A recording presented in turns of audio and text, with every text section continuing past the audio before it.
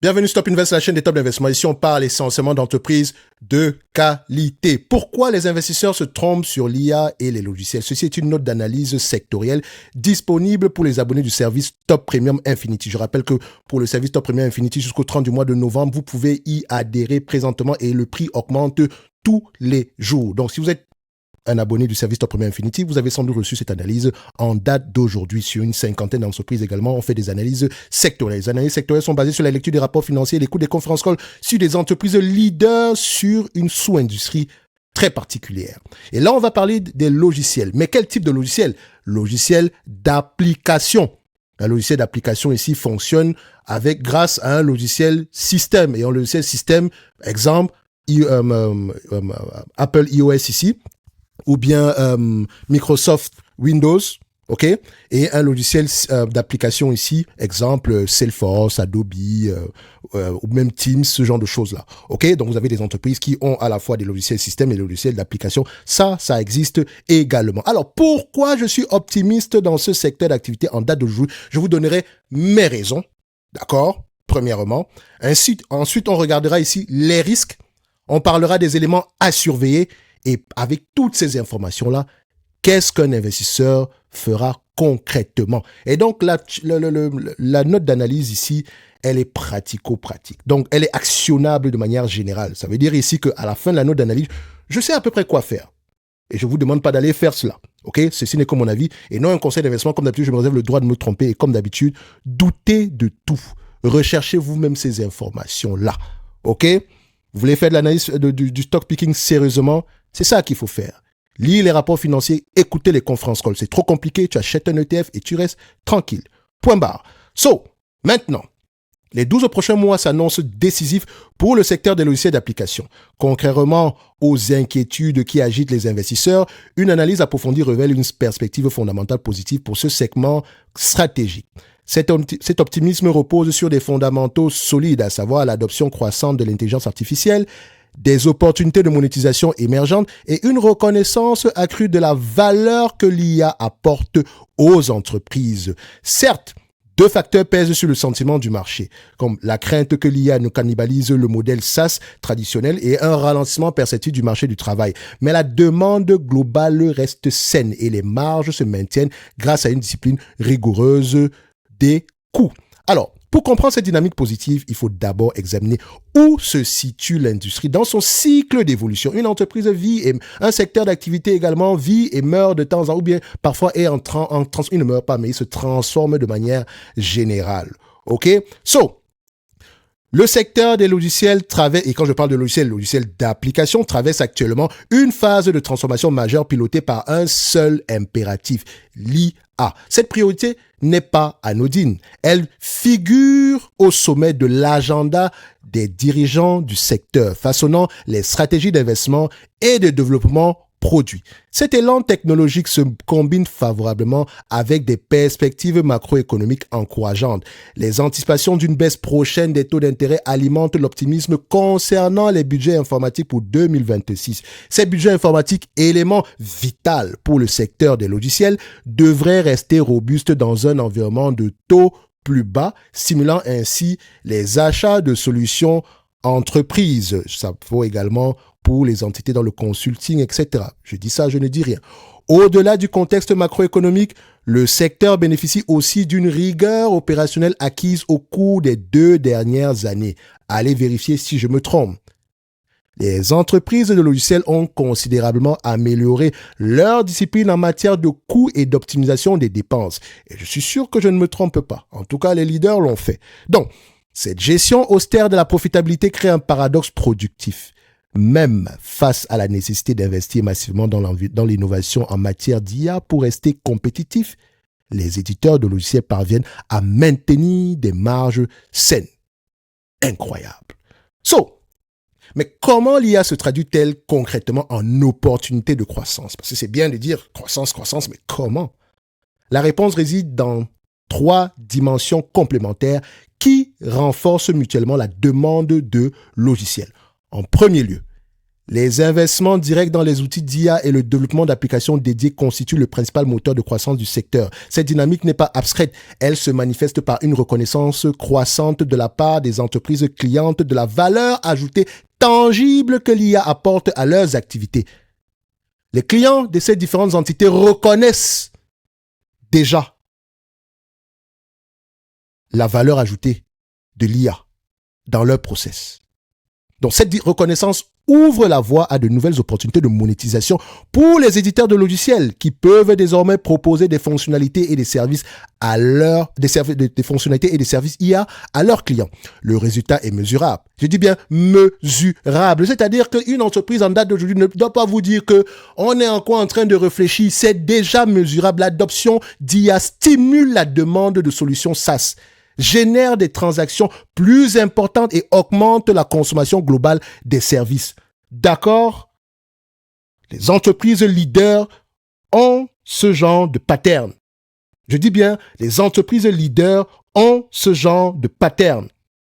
La deuxième dimension concerne l'efficacité opérationnelle. L'IA aide les entreprises clientes à réduire leurs coûts de fonctionnement, notamment en automatisant les processus et en diminuant les besoins en main-d'œuvre.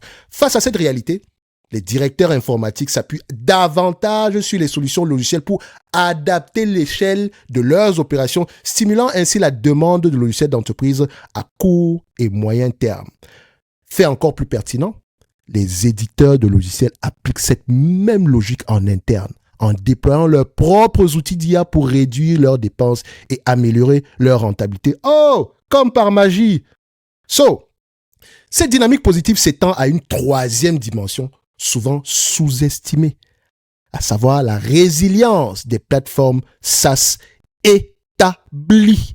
Je n'ai pas parlé du machin ABC qui arrive, non, les plateformes établis, qui ont déjà pignon sur rue. Bonsoir Dassault, système. Je ne dis ça, je ne dis rien. Beaucoup d'investisseurs craignent que les grandes entreprises ne développent en interne leurs propres solutions, remplaçant ainsi les fournisseurs SaaS, on va les appeler comme ça. Or, cette crainte mérite d'être nuancée. D'accord? Pas balayée du revers de la main, mais plutôt nuancée. Pourquoi?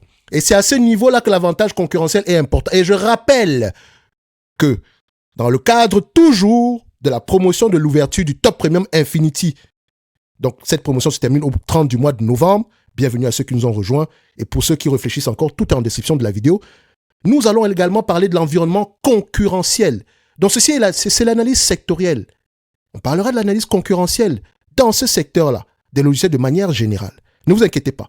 Pourquoi? Parce que quand on décide d'investir, en réalité, on veut investir sur les compagnies qui ont un avantage concurrentiel. Il faut identifier cet avantage-là. Comment est-ce qu'il est mis en pratique et comment est-ce que ça se répercute sur les prix en date d'aujourd'hui, sur les marges en date d'aujourd'hui et se demander si c'est durable ou temporaire. Oui, je sais, ça paraît long, mais en réalité, c'est un processus de checklist uniquement. Il faut savoir poser les bonnes questions aux bonnes entreprises. J'ai bien dit, le questionnement est différent dépendamment des secteurs d'activité. Oui ou non? Vous doutez encore? Vous allez en faire l'expérience. Je ne doute pas du tout. D'accord? Parce que mon approche reste la même depuis la nuit des temps. Chaque secteur d'activité est différent. Chaque secteur mérite un questionnement spécifique. Oui, on a des généralités, mais il y a un questionnement spécifique. Bref, n'allons pas trop loin. Les fournisseurs de plateformes SaaS établis conservent un avantage compétitif fondamental. Ils servent de système de référence. Allez vérifier c'est quoi. Donc, système de référence centralisé où les données des clients sont stockées et peuvent être exploitées de manière horizontale entre différents domaines fonctionnels. Cette intégration profonde les rend extrêmement difficiles à remplacer. Parallèlement, des fournisseurs comblent rapidement ces fournisseurs comblent rapidement leur retard technologique, donc les éditeurs de logiciels comblent rapidement leur retard technologique grâce à de nouvelles innovations comme les IA agents et les agent builders, réduisant sensiblement l'avantage concurrentiel que pourraient détenir les nouveaux entrants. OK? Cependant, cette perspective optimiste ne doit pas occulter les défis tangibles qui pèsent sur le secteur. Comme toute analyse, il y a toujours des risques. Il faut les identifier. Ça fait partie de la thèse d'investissement. Le premier et principal risque réside dans la concurrence du développement interne, phénomène résumé par le sentiment populaire selon lequel l'IA dévore les logiciels, l'IA va tuer les logiciels. En fait, toutes ces personnes-là se basent sur un seul fait, c'est que ça devient plus facile de développer, enfin, ça paraît plus facile de développer des logiciels spécialisés en interne. J'ai bien dit ça paraît. Les mots sont importants. Ce risque mérite une analyse honnête. Les outils des entreprises natives IA comme OpenAI réduisent considérablement les obstacles techniques au développement interne. Face à cette nouvelle réalité, les clients pourraient être tentés de construire des applications personnalisées motivées par 3 arguments de poids. Répondre avec précision à leurs besoins spécifiques, assurer une meilleure sécurité de leurs données propriétaires et obtenir une plus grande précision des modèles entraînés sur leurs données internes. Ce qui veut dire également que pour asseoir leur domination, les entreprises qui ont déjà pignon sur rue, notez les amis, notez, qui ont déjà pignon sur rue en date d'aujourd'hui, elles doivent faire quoi? Elles doivent répondre avec précision aux besoins spécifiques des entreprises, assurer une meilleure sécurité des données propriétaires de ces entreprises-là et obtenir une plus grande précision et faire à ce que les modèles soient plus précis, car entraînés sur des modèles internes typiques des entreprises qui sont leurs clients.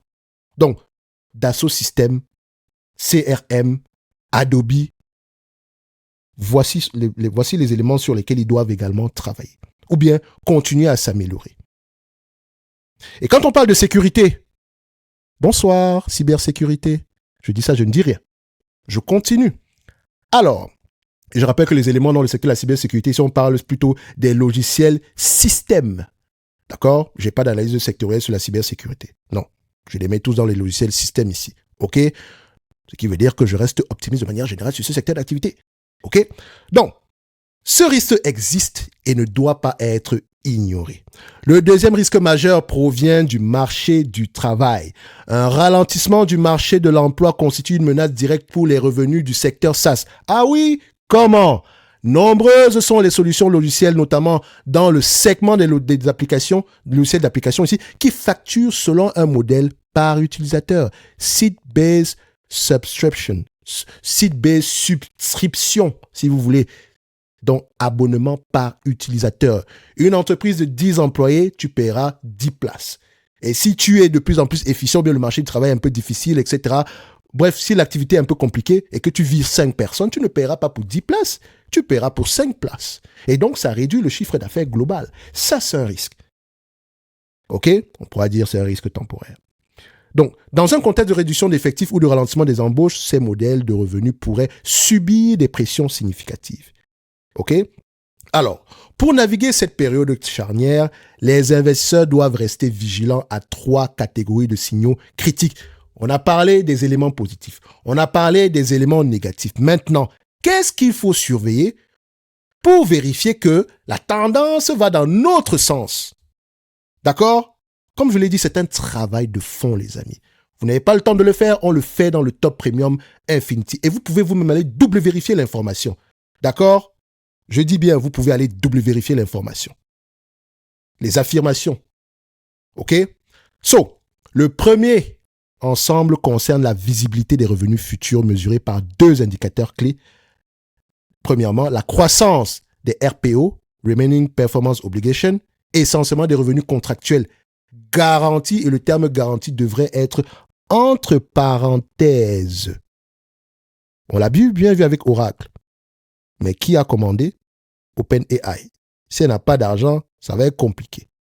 Mais attention, OpenAI a plusieurs cordes à son arc. Ne la négligez pas. En matière de valorisation, il y a d'analyse financière, il y a ce que vous voyez et ce qui pourrait et ce que vous ne voyez pas. Ce que vous voyez, c'est le chiffre d'affaires aujourd'hui. Les marges, elles ne gagnent pas d'argent. Ce que vous ne voyez pas, c'est le potentiel d'augmentation des marges. Ce que vous ne voyez pas, c'est le potentiel ici d'efficience au niveau des dépenses opérationnelles. Ça, vous ne le voyez pas. Vous voyez le PER, vous voyez les marges d'aujourd'hui, mais c'est difficile d'anticiper les marges de demain. Ça pourrait vous surprendre. OK? C'est pour ça qu'une entité comme Hermès, qui paraissait sous-évalué il y a 10 ans, en réalité, ça on ne prenait pas en considération quoi? Le potentiel de l'augmentation des marges. D'accord? L'augmentation des marges. Augmentation des marges, augmentation du chiffre d'affaires, c'est un cercle vertueux, c'est magnifique. Donc 40 fois les bénéfices en réalité, si on nous avait dit que les marges allaient avoir tendance à tripler, en réalité c'est presque comme si on avait payé 10 fois les bénéfices. Donc quand vous voyez une entreprise s'échanger à 150 fois les bénéfices, posez-vous les questions. Bénéfices d'aujourd'hui, ok, mais est-ce que demain les bénéfices pourraient augmenter, les marges pourraient augmenter? Et je vous assure que c'est un peu difficile cet exercice-là, mais bon, n'allons pas très loin.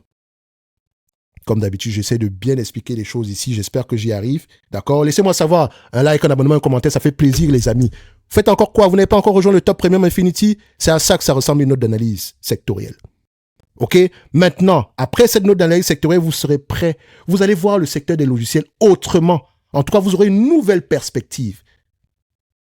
OK? So, comme je l'ai dit, deux indicateurs.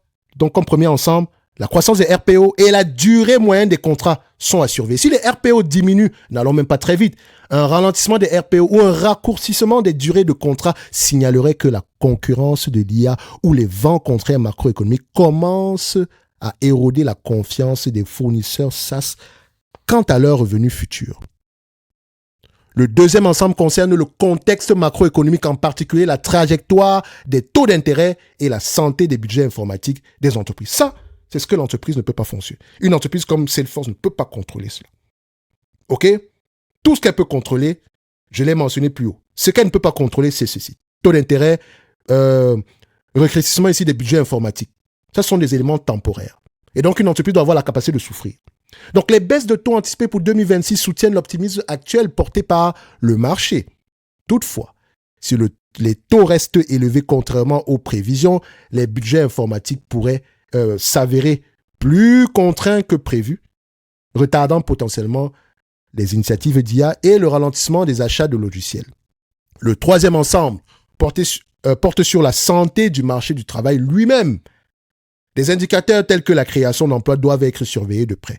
Une détérioration persistante du marché du travail validerait le risque qui pèse sur les modèles de revenus basés sur le nombre d'utilisateurs et signalerait une pression accrue sur les ventes des éditeurs de logiciels.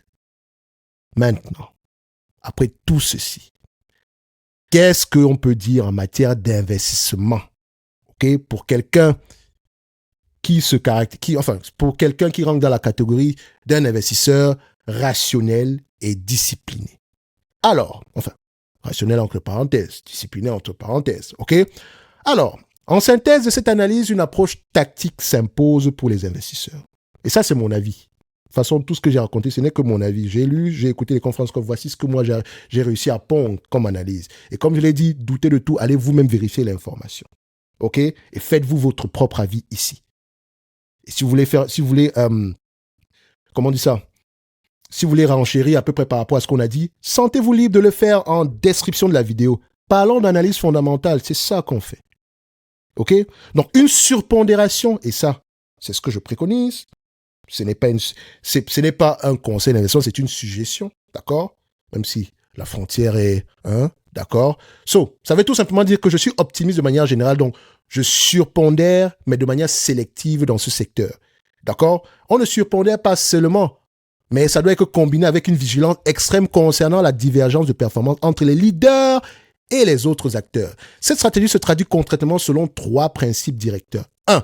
Le premier consiste à privilégier les systèmes de référence, autrement dit, les fournisseurs de plateformes SaaS établis qui occupent une position centrale et irremplaçable ou difficilement remplaçable pour la gestion des données clients. 2. Le deuxième repose sur un focus intraitable sur la rentabilité et l'innovation, à savoir identifier les entreprises qui démontrent une discipline exemplaire des dépenses et une optimisation des coûts, notamment en utilisant leurs propres IA pour préserver les marges, tout en investissant massivement pour combler les écarts technologiques en matière d'IA. À l'inverse, 2 profils d'entreprises doivent être évités. D'une part, les fournisseurs de logiciels de niche proposant des point solutions, Donc, ces solutions monolithiques facilement remplaçables par des outils d'IA internes ou par les fonctionnalités intégrées dans les grandes plateformes. Et comme je l'ai tantôt mentionné, il y a plusieurs mois, les clients d'entreprises, les clients d'éditeurs de logiciels veulent faire affaire avec moins d'éditeurs de logiciels. Pourquoi est-ce que je vais avoir tendance à faire affaire avec Zoom si Microsoft me propose les solutions que Zoom propose, à peu près quelque chose de similaire? Pourquoi? Vous comprenez maintenant? Donc, Zoom est peut-être meilleur que ce que Microsoft peut proposer, mais techniquement, pour l'utilité qu'une entreprise va en faire, c'est correct. Teams répond à nos utilisations. Maintenant, moi, je pense qu'une entité comme Zoom doit se faire acheter. Elle va se faire acheter. C'est mon avis, hein? Maintenant, je peux me tromper, mais on verra. Et c'est l'avis que j'ai présentement dans tous les cas de figure. OK? D'autre part, les entreprises dépourvues d'une stratégie claire de monétisation de l'IA qui risquent de se trouver marginalisées au fur et à mesure que le secteur se réorganise autour de cette technologie transformatrice, on doit également les éviter. J'ai bien dit, aujourd'hui, une entreprise de logiciel doit déjà gagner de l'argent avec l'IA. Peut-être pas des centaines de millions, mais on doit avoir une bonne traction à la croissance. OK? Donc, comme je l'ai dit, ceci n'est que mon avis. Basé sur la lecture des rapports financiers, l'écoute des conférences calls, sur un ensemble d'entreprises leaders dans cette sous-industrie. Et vous avez ce type d'éléments-là dans les notes d'analyse sectorielles que vous retrouvez dans le Top Premium Infinity. Je rappelle que jusqu'au 30 du mois de novembre 2025, vous pouvez adhérer au Top Premium Infinity. Et vous savez ce qui est bien? Ce n'est pas un abonnement. C'est un tarif fixe, unique, à vie. OK? Pour quelque chose qu'on renouvelle chaque 6 mois. Imaginez une cinquantaine de sous-industries sur lesquelles on fait des analyses sectorielles 2 fois par an. Je vous laisse imaginer le travail derrière. Vous pouvez également essayer de le faire de vous-même, hein? Mais est-ce que vous aurez confiance en votre analyse? C'est la question qu'il faut se poser. Bref, je vous encourage à douter de tout. Ne venez pas, je m'assois ici, je parle. Allez-y vérifier de vous-même.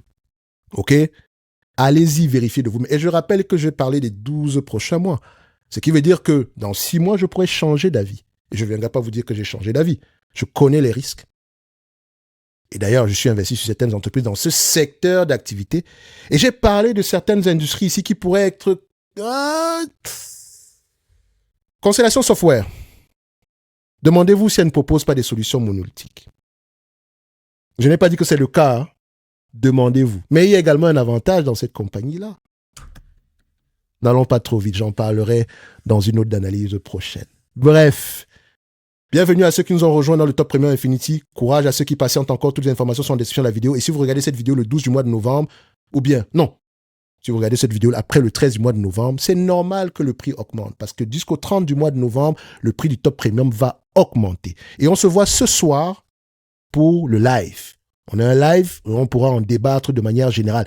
Et je ferai une analyse concurrentielle dans les prochains jours. Toujours cette semaine, nous sommes mercredi du 12 du mois de novembre 2025, donc sans doute vendredi, vous aurez une analyse concurrentielle. Comment apprécier l'avantage concurrentiel d'une entreprise dans ce secteur d'activité-là? Parce que c'est bien de parler. C'est le moment de se poser les bonnes questions. On s'en fout de savoir que Dassault Systèmes gagne de l'argent. C'est bien. Comment? Est-ce que c'est durable? A-t-elle un avantage concurrentiel? Comment est-ce que cet avantage concurrentiel a tendance à s'appliquer dans le monde réel? C'est grâce à ça qu'on bâtit une conviction. Je peux venir m'asseoir ici pour vous dire que je suis Dassault, je ne stresse pas du tout. Mais vous, est-ce que vous ne stressez pas du tout? Et pour moins stresser, il faut comprendre dans quoi est-ce que vous mettez de l'argent. Si vous n'êtes pas prêt à faire le travail en matière de stock picking, achetez un ETF et restez tranquille. Sinon, pour le reste ici, bienvenue dans le Top Premium Infinity. Et courage à ceux qui patientent encore. Toutes les informations sont en description de la vidéo. On se dit au revoir. J'attends vos commentaires en description de la vidéo. Dites-moi, est-ce qu'il y a des éléments à ajouter? Donnez-moi également des preuves, des liens de premier ordre. D'accord? Je pourrais vous fournir également des liens. Mais bon, laissez-moi savoir en commentaire. Je ne vous donnerai pas les liens, bien sûr, mais si vous avez des éléments à rajouter qui vont dans le sens contraire de ce que j'ai dit, ou bien dans le même sens, mettez-les-moi en commentaire. Mettez les liens en commentaire. Parce que je veux que cette note d'analyse puisse vous permettre ici de monter en compétence. Pas juste s'asseoir et dire que oui, c'est ça qu'il a dit, donc je crois à tout. Non, non, non, non, non. On se donne rendez-vous en commentaire. Merci. Au revoir.